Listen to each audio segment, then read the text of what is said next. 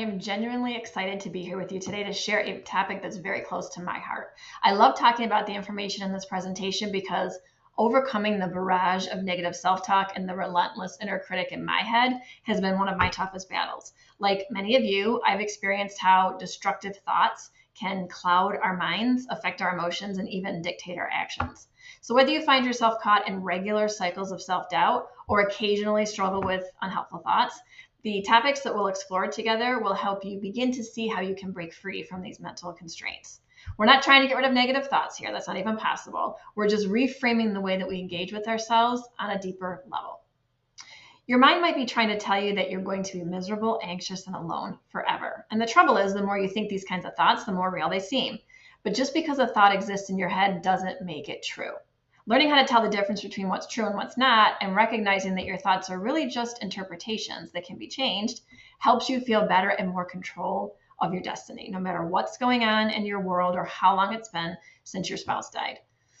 Before we go any further, though, let's take a look at where thoughts and feelings originate. And I know this may seem very basic to you, like you know what a thought is, you know what a feeling is, but I think we get confused about how our thoughts are formed or how they show up in our brain.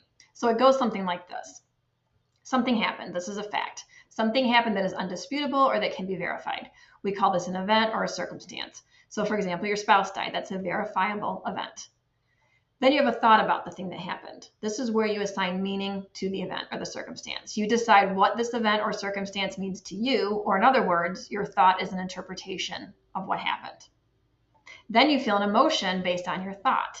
So you might think that the emotion you're feeling is based on the thing that happened, but it's not. The emotion or feeling is based on your thoughts about what happened and the meaning that you've assigned to it. So for example, your spouse died. If emotions were tied to events or circumstances like a death, we would theoretically all feel the same way about the thing that happened. So the death would make us all feel the same level of sadness and anxiety and grief. But we don't all feel the same way because we interpret the death differently. You feel an emotion based on your thoughts about the event and the meaning that you've assigned to it. This happens in your brain. Everyone else does the same thing in their brain. But the event itself, the circumstance, is neutral. There's no feeling about it until we assign meaning to it through our own thoughts. So let's delve a little bit deeper into how thoughts and feelings are generated, especially in the context of widowhood, which we're all navigating. The loss of a spouse is not just an event. It's a profound life change that triggers a waterfall of thoughts and emotions. Common thoughts might include, I should have done more to help them, which can lead to feelings of helplessness. Or you might think life has lost its meaning without them, which often sends you into the depths of despair. Another frequent thought is, I'm alone in my pain, which can bring up a very deep, huge sense of isolation. It's important to recognize that these thoughts are interpretations of the event, not direct outcomes of the event itself. So understanding this progression helps us see that our emotional responses are heavily influenced by the narratives or the stories that we tell ourselves about what's going on in our brains. Now that we understand thoughts as interpretations of events, let's explore how these thoughts translate into our feelings or our emotional responses. It's crucial to see this connection because our emotions don't just appear out of nowhere. They are directly influenced by what and how we think. So consider a scenario that many of you might find yourself in or you might be familiar with. You're at a social event and someone asks about your deceased spouse. Instantly, a thought crosses your mind, and maybe it's something like, why is this person so nosy? This thought isn't just a passive observation. It's an interpretation that's loaded with emotion. And the immediate feeling that follows might be sadness or anger, not directly caused by the question, but by your thoughts about the question.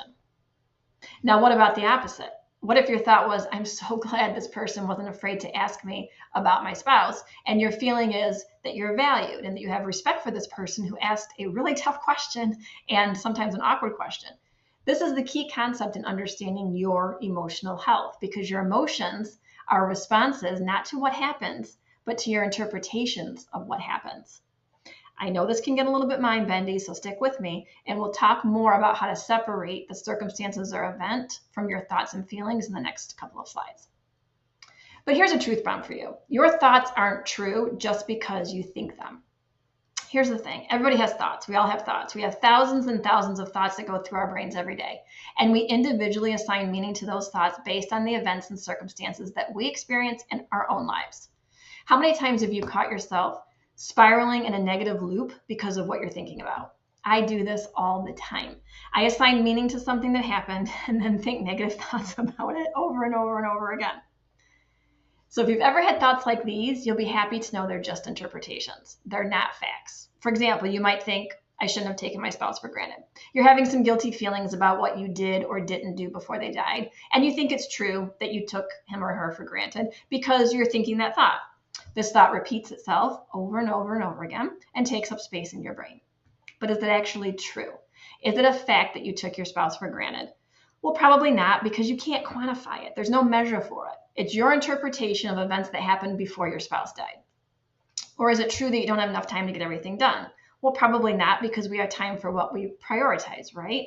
And what is everything, really? It's just an interpretation.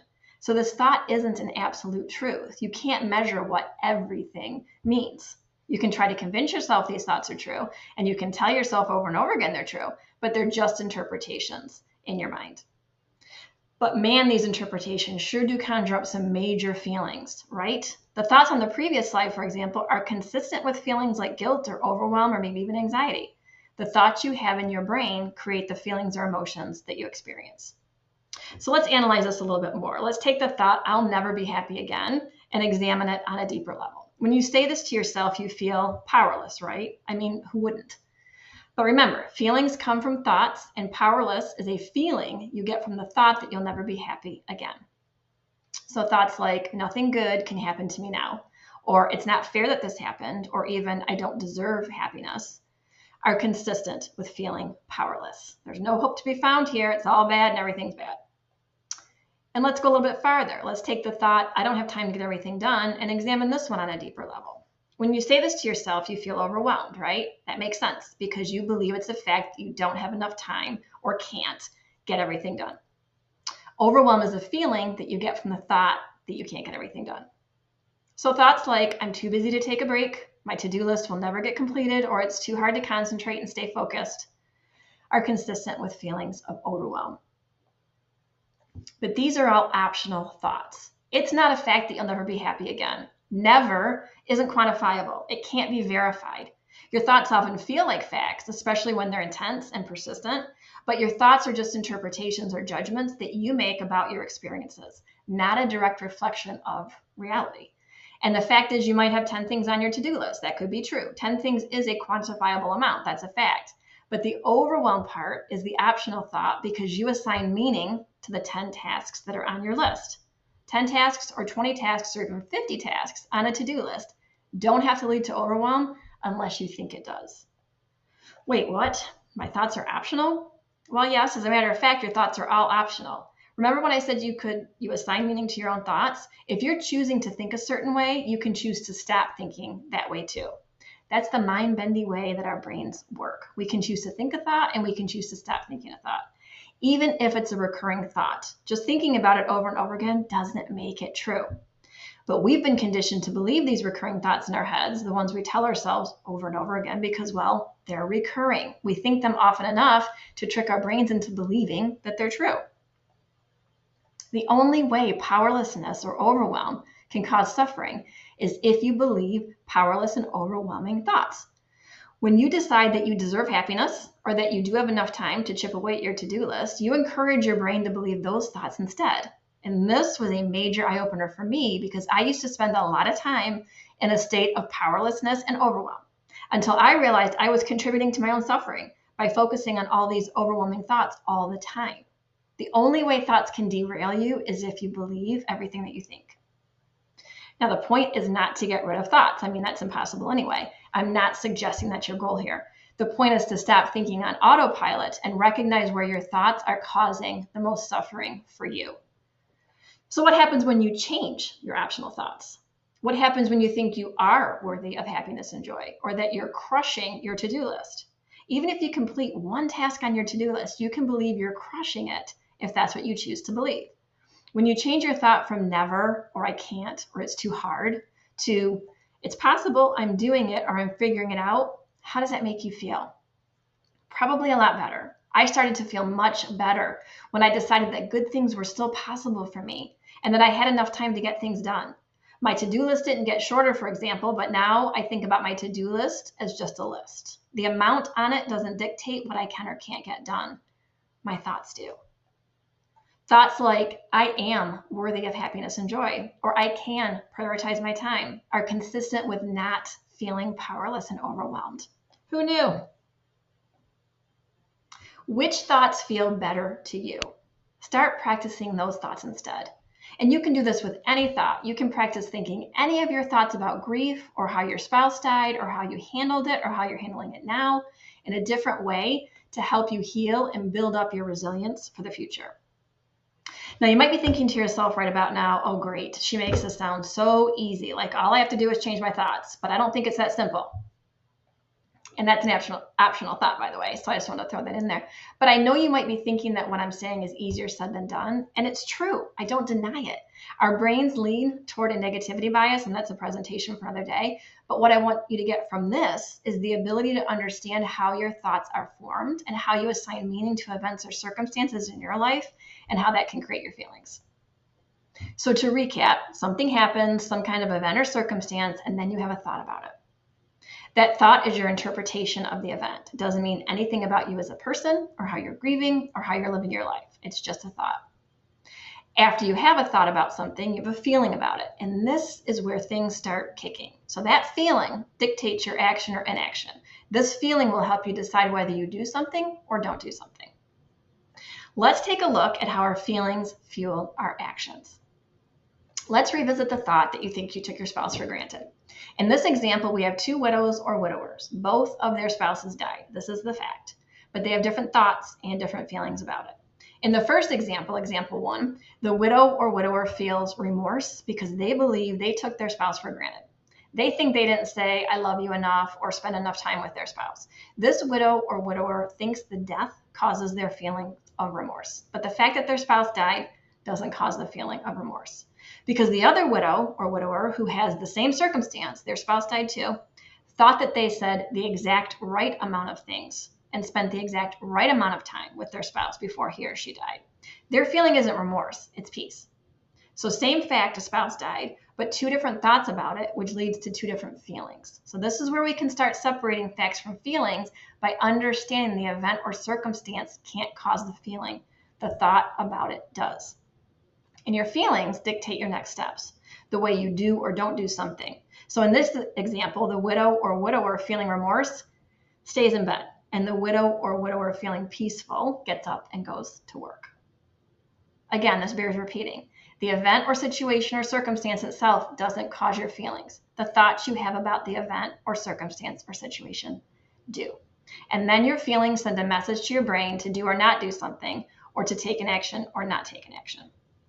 Now, this does not mean you're not sad or you don't miss your spouse or that your spouse didn't suffer a tragic death. I'm not trying to fill your head with super positive vibes or tell you that you shouldn't have days where all you do is stay in bed and cry your eyes out. That's not what I'm saying at all. What I'm getting at is that you have a choice as to how you interpret your thoughts and what you make them mean. It's about understanding that it's not an event or circumstance that makes you feel a certain way, but rather your thoughts about those events and the circumstances and how you assign meaning to it. And the point here is not to try and get rid of the more painful thoughts so that you feel differently. We don't need to get rid of painful thoughts or thoughts at all. We don't need to get rid of any of our thoughts and feelings. We just need to understand them and recognize where they're coming from. The more you recognize the pattern of how you think a thought that creates a feeling that determines whether you do something or don't do something, the more you can consider that if you want a different feeling, you have to be thinking different thoughts. Okay, so now you're thinking, I'm all in, I get it, but how do I do it? How do I start to identify and challenge my thought patterns? My favorite way, and the way that I think is the best way, is to get your thoughts out of your head and onto paper. When you write your thoughts down, you can start separating facts from feelings because you can actually see your thoughts and feelings right there on the page in black and white. You can't analyze your thought patterns in the same place they originate, your brain. It's better if you get the thoughts out of your head and onto paper. So just start writing whatever comes into your brain. No agenda, no judging, just write down whatever takes up space in your mind. It can be one topic, it could be 10 topics. Don't get hung up on the particulars. Just get your thoughts out of your head.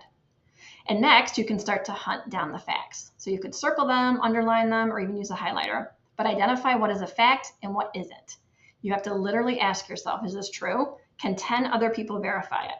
For example, if you wrote down, I gained 10 pounds, that's a fact, right? It's a verifiable amount. We could see that amount on a scale. But if you wrote down, I'm so fat and I'm disgusted with myself, the thought, I'm so fat, isn't a fact, right? You can't quantify what so fat is. I'm so fat is a thought, and the feeling associated with that thought is disgust or disgusted. The fact that you gained 10 pounds means nothing until you assign a meaning to it. So search for the thoughts that you assign meaning to and separate those from the actual facts. You'll start to see that your interpretations of events, because they're different, you'll start to see that your interpretations are different from the facts. This is personal to you, okay? No one else has to know or agree with what you're writing. This is just for you to get everything out of your head. The more you do this exercise, the more you can start to understand where your feelings are coming from. If it's too much for you to stare at a blank piece of paper, I get it. Just take a walk. Walking helps increase oxygen and blood flow to your body, including your brain, which helps with your thinking skills. So you could carry a notebook with you or use a voice recorder app on your phone to take notes, whatever works for you. When a thought you want to explore pops into your head, just make a note of it. You could transcribe your notes or your voice app when you get home and begin analyzing your thought patterns that way. I do this a lot. Walking is my main form of exercise. So I'm walking and thinking and stopping to take notes and talking to myself and making the people walking by me uncomfortable when they realize that I'm not talking to anyone but me. But that's okay because this works for me. You could also challenge your thoughts by asking if the opposite could be true. Index cards work really well here for this exercise. You could write one thought on the front of the index card and the exact opposite thought on the back. So for example, you might have the thought, I shouldn't start dating again because it's disrespectful to my dead spouse. So you would write that thought on the front of the card and then the opposite of that thought on the back. So the back of your card might look like, the name of your spouse, just say like, Joe showed me what it was like to be loved unconditionally, and I know he would want me to feel that way again. So on one side, you think it's disrespectful, but on the other side, the opposite of that is this is what your spouse would want. So the mere act of writing out the opposite thought gives your brain permission to think in a different way. You're not stuck in a negative thought loop because you're breaking the pattern by thinking of other possibilities. Here's a few opposite thought examples just to get you started. If you think you'll never be happy again, write that on the front of the index card. And then on the back, you could write, I can find moments of joy and happiness in my life, even as I continue to grieve. Another thought example is, I can't handle this on my own. And the opposite thought would be, I am capable of managing my life, and it's okay to seek help when I need it. If you're struggling with guilt and have the thought that it's your fault that things turned out the way they did, the opposite of that thought could be, I did the best I could with the knowledge and resources I had at the time. These examples encourage shifting from a mindset that may be stuck in despair or self-blame to one that recognizes the potential for growth, support, and your own personal strength. It's not easy to pick apart your thoughts. I know. I've spent years learning about mine, but it is doable when you stop believing everything you think and learning how to challenge your typical thought patterns. And I want to leave you with some parting thoughts to remind you that you have the option to challenge thoughts that don't serve you. I don't need to have everything figured out. I've never been a widow before. I'm learning as I go. I will give myself ample time and space to figure it out. I will allow my feelings to come and go. I won't assign unnecessary meaning to my feelings by labeling them good or bad. I will just let them be. I will accept that all my feelings are part of my grief process and have nothing to do with my worth as a person or my ability to heal and move forward. I will accept that thoughts aren't facts and are just optional sentences I use in my brain. I can change any meaning I assign to any thought if I don't like it. I will accept that my job isn't to make my feelings go away. My job is to allow them and get better at processing whatever feelings come up. And as I wrap up, I really want to thank you for taking the time to explore this important topic with me. And I want to leave you with a thought about hope. Hope isn't just a feeling, it's a choice and a practice. It's what keeps you believing that you can heal and get past your most challenging times. So hang on to that hope, feed it, and watch it grow. Start your day tomorrow with hope leading the way. Remember, your well-being and healing journey are paramount. When you prioritize hope, the rest will follow. Oh, and one more quick thing before I go. Have you seen the announcements about the full scholarship to our Triumph Over Tragedy program that we're awarding to one lucky summit participant? In this program, we'll go deeper into how to navigate your thoughts and feelings more effectively and master some really cool techniques that help you make peace with your grief and get ready for a future that's full of hope and strength. You'll learn how to challenge and change deep-seated thought patterns using proven strategies that help you take better control of your emotional landscape and move forward with a renewed sense of purpose and a whole lot of peace. It's all presented in a really down-to-earth way, and you can win a spot in our program. So if you want to throw your hat in the ring, here's what you do. First, make sure you're in the Purpose Reimagined Facebook group. If you haven't joined yet, head over to facebook.com/groups/Purpose Reimagined. Next, express your interest by filling out the scholarship application in the Facebook group. This application won't ask you any crazy or overly personal questions. We just want to know that winning a spot in the program is something that you're interested in. And the deadline to apply is Sunday, June 2nd at 5 p.m. And then we'll announce the winner of the scholarship in the private Facebook group on Monday, June 3rd. So make sure that you check back. To learn more about this innovative program designed just for widows and widowers, go to widowsquad.com/triumph. Your grief path is unique, and this program is here to provide the guidance and support that you need to navigate it. We look forward to seeing you there, and thank you once again for your participation today.